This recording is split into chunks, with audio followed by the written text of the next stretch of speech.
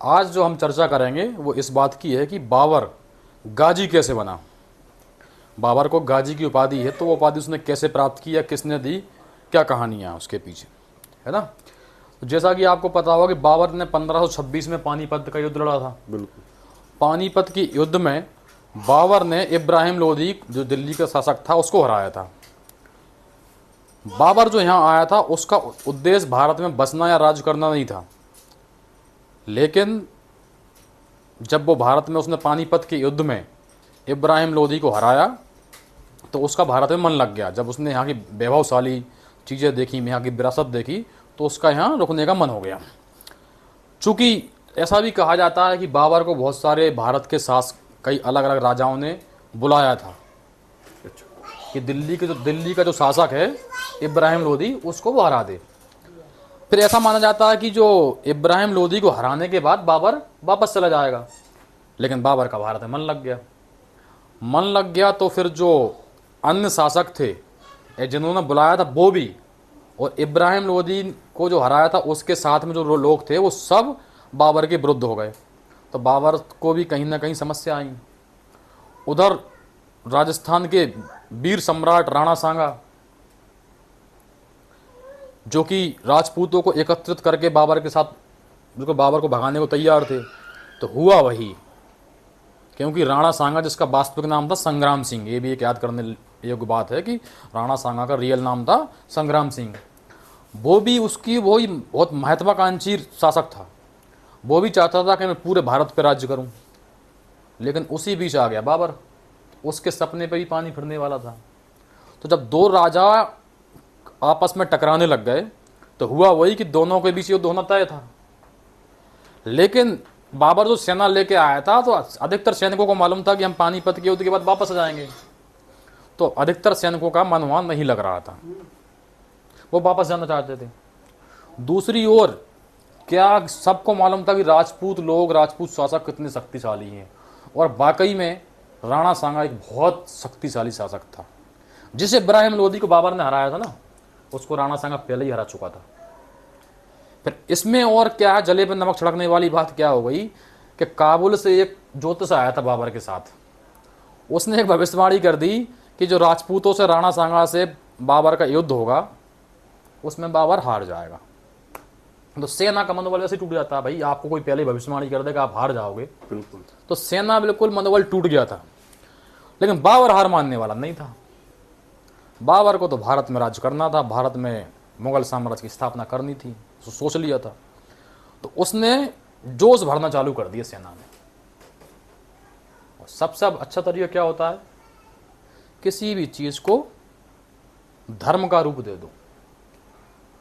तो उसने राणा सांगा के जो विरुद्ध युद्ध होने वाला था उसको धर्म युद्ध का नाम दे दिया।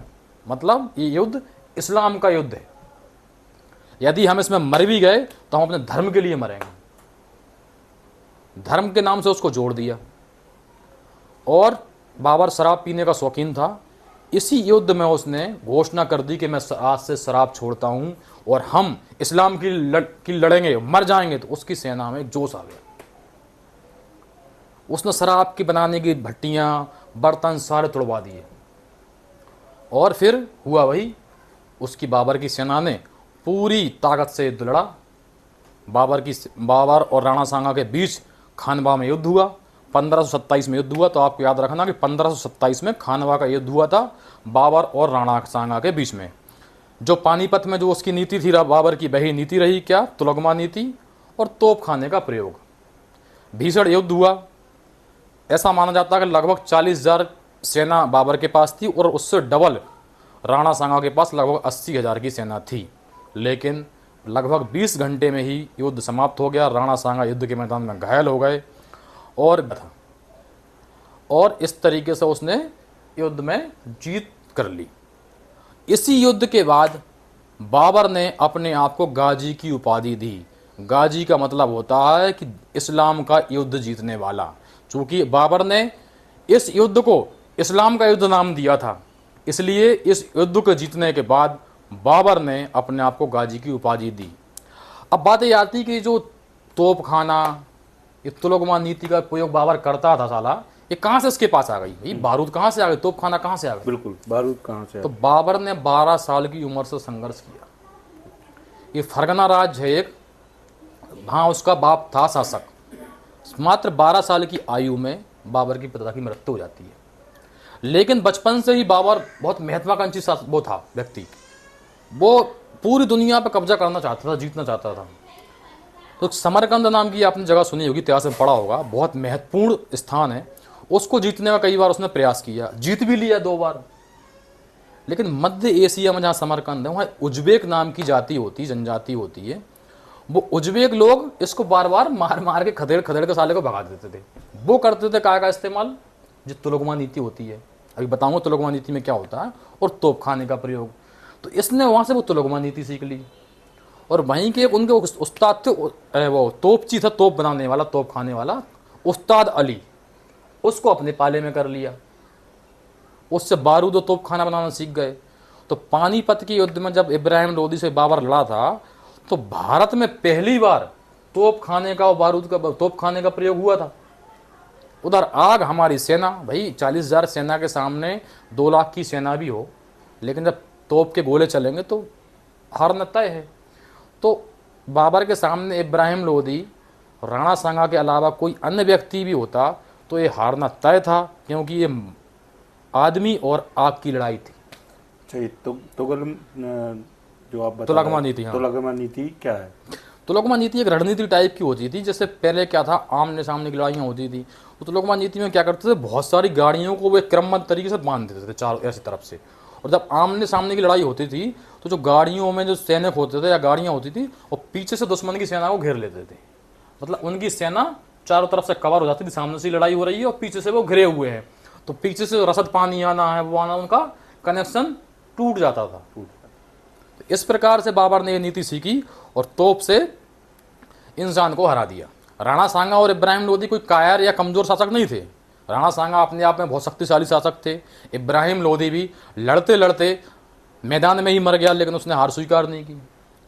इसके बाद खानवा के युद्ध के बाद बाबर को अपना साम्राज्य फैलाने के लिए कोई ज़्यादा बड़े युद्ध नहीं करने पड़े। जैसा कि आपको पता होगा कि 1528 में एक चंदेरी का युद्ध हुआ, उसको भी उसने आसानी से जीत लिया। 1528 में जो चंदेरी का युद्ध हुआ था, उस समय जो सरदार का शासन चंदेरी में चल रहा था, उसका नाम था मेदिनी राय। उसके बाद क्या हुआ, इब्राहिम लोदी को तो उसने हराया था। इब्राहिम लोदी एक अफगान शासक था, तो बहुत सारे अफगान, बिहार में घाघरा नदी पड़ती है, उसके पास सारे शासक इकट्ठे हो गए और उन्होंने बाबर को हराने या भारत से भगाने का प्लान बनाया। तो बाबर ने घाघरा के पास में ही जाके उन सब अफगान शासकों को हराया। इसको घाघरा का युद्ध का नाम दिया जाता है, जो 1529 में हुआ था। तो घाघरा के युद्ध में भी बाबर ने अफगानों को हरा दिया।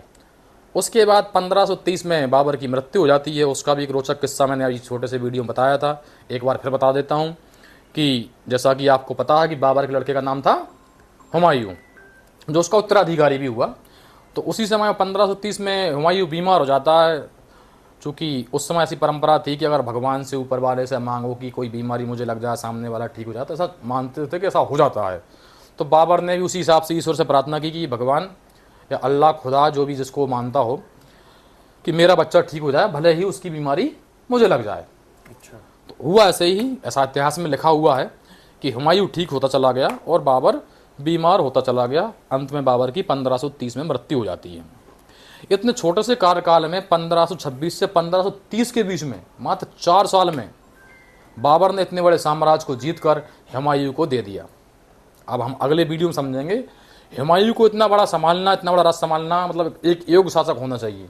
लेकिन अगले वीडियो में मैं आपको बताऊंगा कि हुमायूं को सबसे भाग्यशाली और सबसे अभागा शासक कहा जाता है। वो क्यों कहा जाता है, वो मैं आपको अगले वीडियो में बताऊंगा।